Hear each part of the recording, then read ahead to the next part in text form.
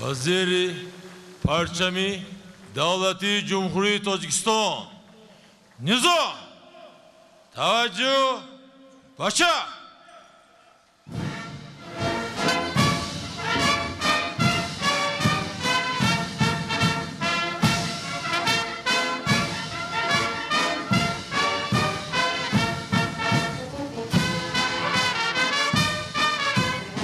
در این جشن باشکوهی تاریخی 30 سالگرد استقلال دولتی نخست با امر فرماندهی پرد و تحت نوای ارکستری حربی نفسی به میدان برگزاری چهاربینی پرچم دولتی جمهوری تاجیکستان وارد کرده شد.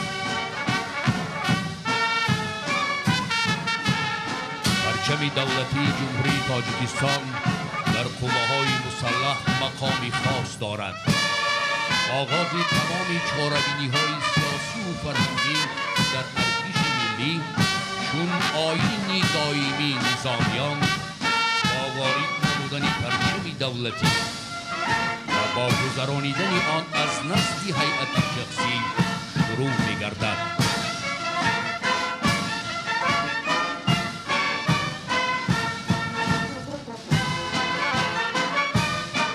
اگرچه تاجیکستان و ارتش ملی آن بسیار جوانند، لیکن انعنه‌های دولتداری و سپاهداری مردم تاجیک تاریخی چندین هزار ساله را دارد. روح شکست ناپذیر ملی در مسیر تاریخ نیاگان امروزه‌های ما را همیشه همراه است.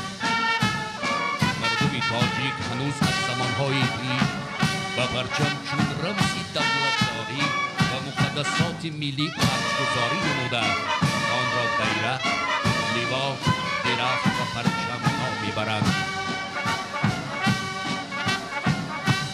امروز نیز پرچم دولتی جمهوری تاجیکستان را از مجموعه حربی رافع قرول فخری چون رمزی مقدس از نزد اشتراکیان پرد حربی گذرانیده در صف پیچ دسته‌ها قرار می‌دهند.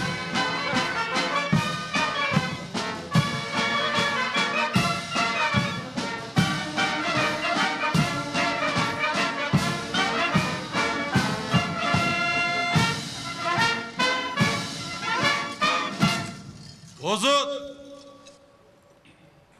پرد نظام توجه ببین.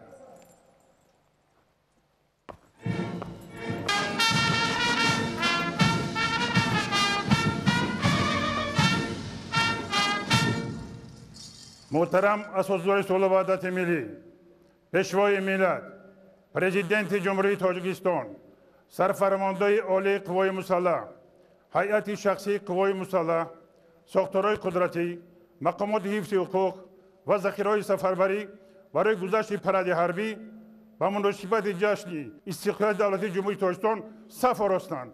وزیر مدافع جمهوری تاجیکستان گنرال پالکونیک شیرعلی میرزا. سلام رفیقان. شما را به مناسبت جشن 30 سالگرد استقلالیت دولتی جمهوری تاجیکستان تبریک میگویم.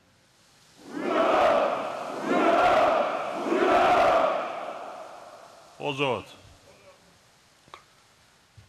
محترم گنرال ها و افسران و سربازان، امروزها کرد و بزرگ تاجیکستانی محبوب ما در آستانه جشن بزرگ ملی امان 30 سالگرد استقلال و آزادی وطن قرار دارند. چهاربینی های رسمی این جشن مقدس امروز با رسمی گذشت خدمتچیان حربی قوه‌های مسلح، هیئت شخصی مقامات حفظ حقوق و افسران و سربازان ذخیره‌های سفربری یعنی محافظان استقلال وطن، مرز و بوم دولت صاحب اختیار و حامیان قانونیت و ترتیبات آغاز می شود.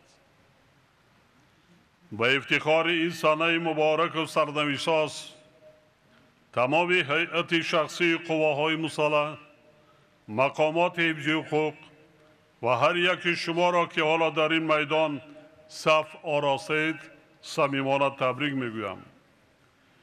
هرچند که مردم ما بعدی رسیدن به این روز با سعادت یعنی استقلال و آزادی با امتحان بسیار سخت و سنگین تاریخ جنگی تحمیلی شهروندی روبرو گردیدند، ولی به شرافت خرد ازلی خود به اهل بشر اثبات نمودند که می توانند تحت پرچم استقلال و صاحب اختیاری ملی سرجم گردیده دولت خود را صاحبی نمایند و وطن خویش را با زحمت صادقانه آباد و زیبا گردانند. در راه برقرارسازی ساخت کیسانی، تأمین صلح و آرامی و ثبات سیاسی، خدمتچیان حربی قواهای مسلح و کارمندان مقامات حفظ حقوق کشور نقش برجسته تاریخی را اجرا کردند. به خاطر تأمین نمودن صلح و آرامی، ثبات سیاسی و زندگی آسوده ساکنان کشور، صدها نفر افسران و سربازان شجاع ما جان خود را قربان کردند که ما در این لحظه های با تنتنه و همیشه نام نیک و خاطره آنها را گرامی می‌داریم. ما با خدمت صافدلانه و وطن دوستانه نظامیان کشور یعنی فرزندان دلیر و جسور و غیور و شجاع ملت افتخار میکنیم. باور دارم که آنها قرض فرزندی، وظیفه شهروندی و رسالت جانمردی خود را در نزد ملت، وطن و دولت من بعد نیز صادقانه به جا می‌آورند. زیرا مردم و دولت تاجیکستان در سیمای هر یک خدمتچی حربی و هر یک کارمند مقامات حقوق حامی زندگی آسوده، محافظ امنیت، صلح و آرامی، ثبات سیاسی، وحدت ملی و حمایتگر منفعت‌های ملی و دولتی را می‌بینند. اعتماد و امید مردم هر یک شما فرزندان صادق وطن را وادار می‌سازد که همیشه هوشیار باشید، زیرکی سیاسی را از دست ندهید، سطح کسبیت و آمادگی جنگی خود را منتظم بلند بردارید، نمونه رعایت قانونیت و ترتیبات و انتظام حربی باشید. زیرا قواهای مسلح و مقامات حفظ حقوق از جمله شاه ستونهای کاخ محتشم استقلال و آزادی وطن، کفالت زندگی آرام مردم و رشد منظم و استوار دولت تاجیکان می باشد.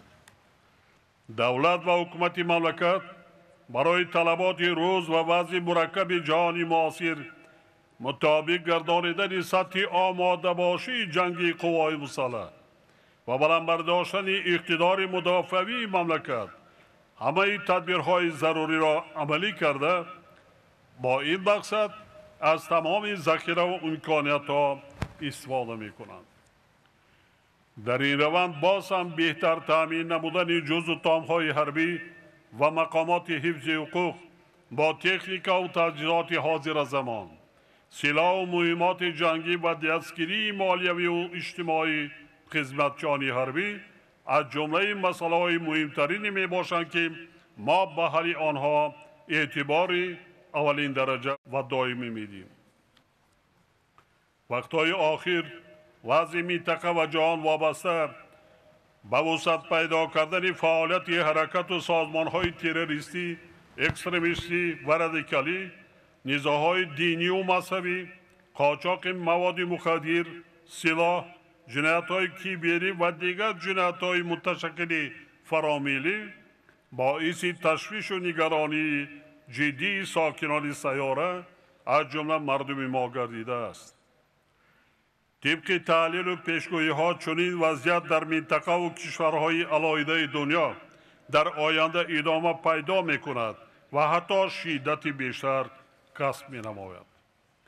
در چنین شرایط رهبران قوای مسلح مقامات حفظی حقوق و خصوصا قشون‌های سرحدی را ضرور است که جهت تأمین حفظ سرحدی دولتی، امنیت جامعه و دولت، حمایه زندگی آرام و آسوده مردم و در سطح بلند نگاه داشتن آماده باشی جنگی زود و تامها تمام تدبیرهای ضروری را عملی نمایند.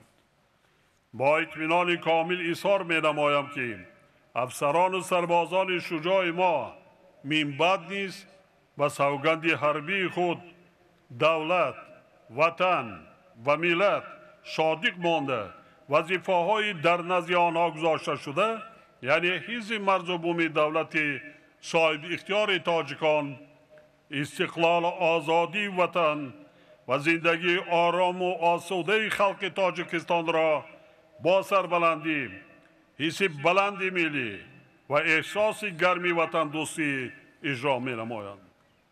بار دیگر تمام خدمتچیان حربی قوای مسلح، کل کارمندان مقامات حفظ حقوق مملکت و افسران و سربازان ذخیره‌های سفربری را و افتخار جشن مقدس و بزرگ ملی 30 سالگرد استقلال دولت تاجیکستان محبوبمان صمیمانه تبریک گفته به هر یکی آنها سلامتی، روح قوی و اراده متین آرزو می نمایم.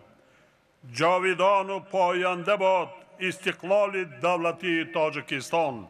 شرف به قواهای مسلح و مقامات حفظ حقوق تاجیکستانی آزاد و صاحب استقلال.